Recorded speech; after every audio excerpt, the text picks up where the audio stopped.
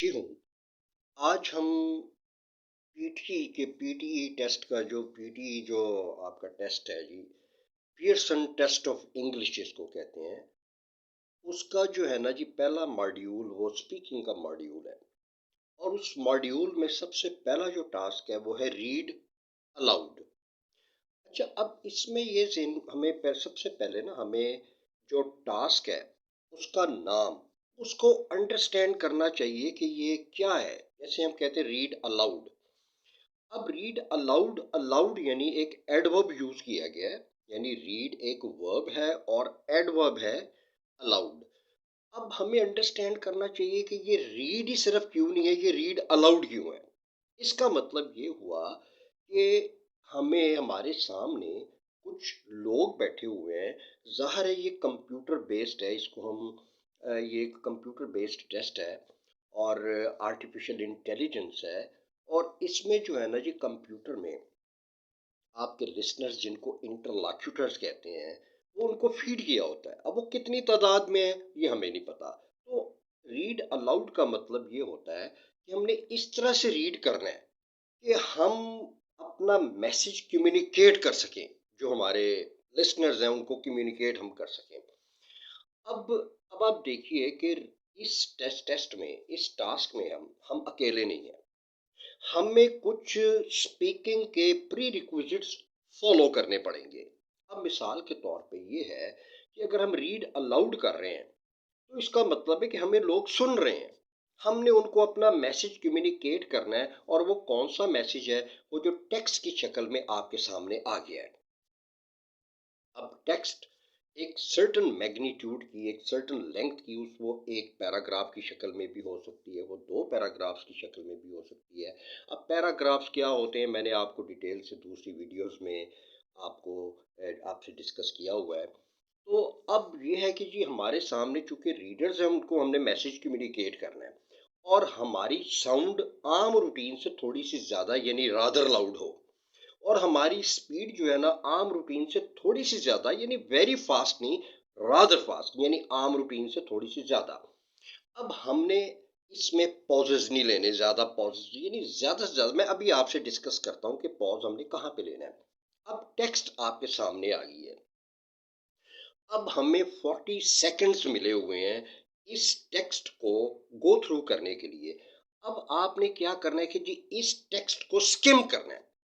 अब स्किम, आपको पता है कि स्किमिंग हम करते हैं खास खास चीज़ों को कंसंट्रेट करना, और मतलब जो बेकार चीज़ें हैं, जो खास खास चीज़ों को कंसंट्रेट करने के लिए जो यूजलेस चीज़ें, उनको हम स्किम कर देते हैं, यानी उनको हम उनको हम निगलेक्ट कर देते हैं, उसको हम बाईपास कर देते हैं।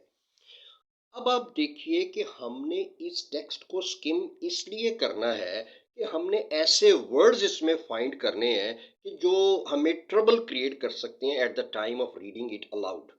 They might create some sort of trouble in the process when we just read it aloud.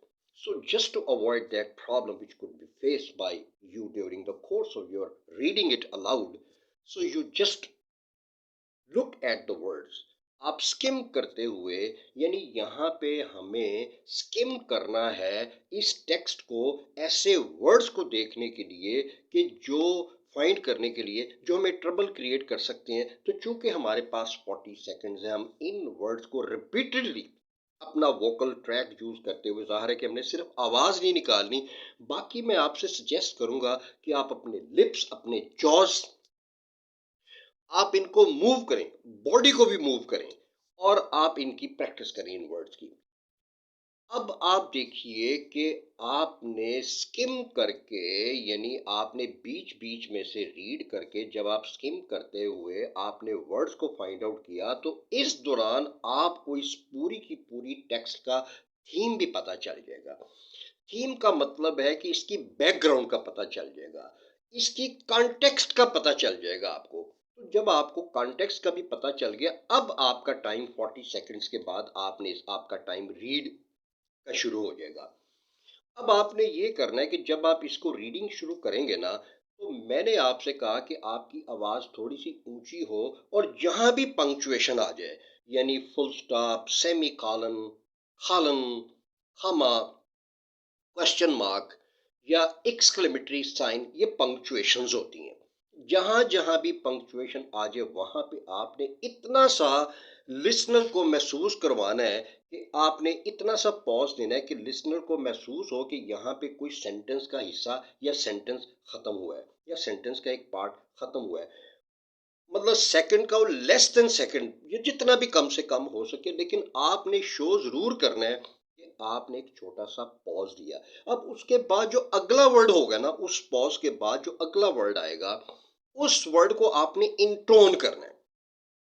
अब देखिए, इंटोनेशन क्या होती है? Rise and fall of the pitch of the voice. हमने इसकी टेक्निकलिटी के ऊपर नहीं जाना, हमने इसकी डेफिनेशन पे नहीं जाना, बस आपने सिंपल सी ये बात ज़हन में रखनी है कि उस पंक्चुएशन पे, जो भी पंक्चुएशन होगी, आपने हल्का सा जो भी पॉज दिया, उससे अगला वर्ड जो होगा ना, आपने उसको इंटोन करना है। आपने उसको आम रूटीन से ज़रा और ज़्यादा जोर लगा के बोलना है। इसको हम कहते हैं इंटोनेशन।